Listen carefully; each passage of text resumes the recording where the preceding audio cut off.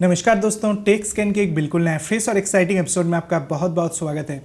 जिस तरीके से आप इस वीडियो के टाइटल और थंबनेल पर पढ़े होंगे, व्हाट्सएप जो सर्विस है वो बिल्कुल फ्री नहीं रहने वाले हैं।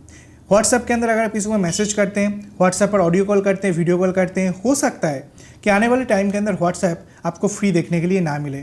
तो ऐसा क्यों हुआ है? भारत के अंदर एक बहुत ही बड़ा लॉ है जो है नेट न्यूट्रलिटी।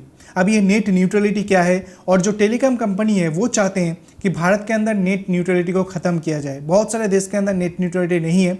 मैं पूरा डिटेल्स एक्सप्लेन करूंगा। उसी के साथ साथ क्या व्हाट्सएप सच में फ्री रहने वाले या नहीं रहने वाले, इसके बारे में पूरा डिटेल्स इस वीडियो के अंदर मैं कवर करने वाला हूँ। चलिए वीडियो को शुरू करते हैं।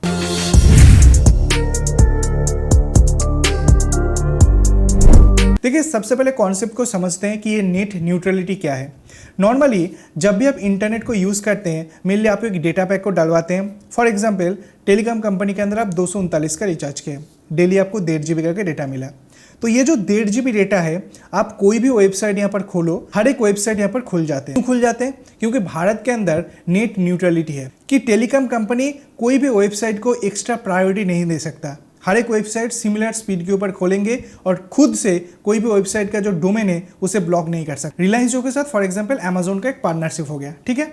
अभी अमेजोन ने रिलायंस जियो को ये कहा कि कोई भी कस्टमर अगर अमेजोन के वेबसाइट को खोलना चाहे तो आप जल्दी जल्दी खोल दो, लेकिन फ्लिपकार्ट के वेबसाइट को अगर खोलना चाहे तो आप खोलो ही मत या काफ़ी देर से खोलो। तो अगर जियो कंपनी की तरफ से इस चीज़ को किया जाता है तो अमेजोन का तो काफ़ी ज़्यादा प्रॉफिट हो जाएंगे, फ्लिपकार्ट का प्रॉफिट कम हो जाएंगे, क्योंकि वेबसाइट ठीक तरीके से खोलेंगे ही नहीं। तो ये नेट न्यूट्रलिटी नहीं हुआ। गवर्नमेंट की तरफ से हर एक आईएसपी को ये कहा गया है, जिस स्पीड से आप अमेजोन को खोलो उसी स्पीड से आपको फ्लिपकार्ट को भी खोलना होगा। मतलब जो भी वेबसाइट है, हर एक वेबसाइट को आपको सिमिलर स्पीड के ऊपर खोलना होगा।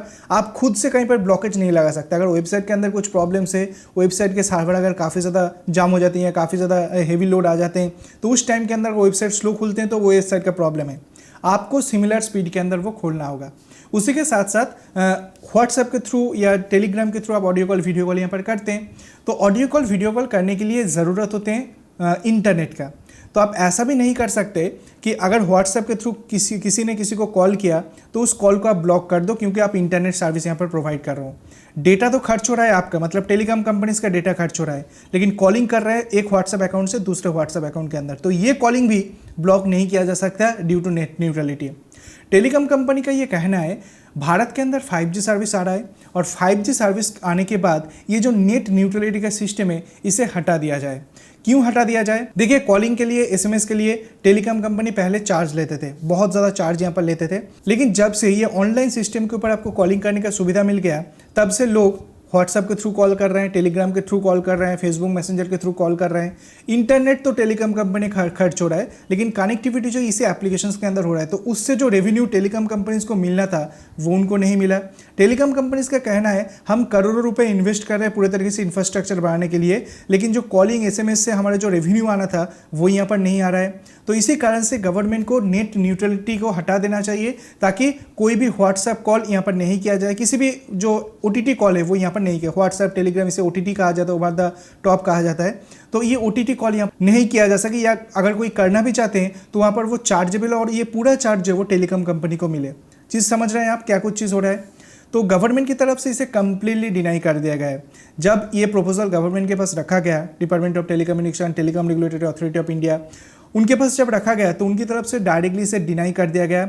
भारत जैसे देश के अंदर नेट न्यूट्रलिटी रहेंगे, नेट न्यूट्रलिटी के अंदर कोई भी प्रॉब्लम्स नहीं होंगे, लेकिन हो सकते हैं कि कुछ ही दिन के बाद या आने वाले कुछ ही महीनों के बाद एक OTT रेगुलेशंस को लाया जाए, यानी व्हाट्सएप, टेलीग्राम, ये जो सारे एप्लीकेशंस है जब भी आप यूज़ करेंगे तो हो सकते हैं कि थोड़े बहुत चार्जेबल यहाँ पर हो जाए, लेकिन वो चार्ज डायरेक्टली टेलीकॉम कंपनी को मिलेंगे नहीं।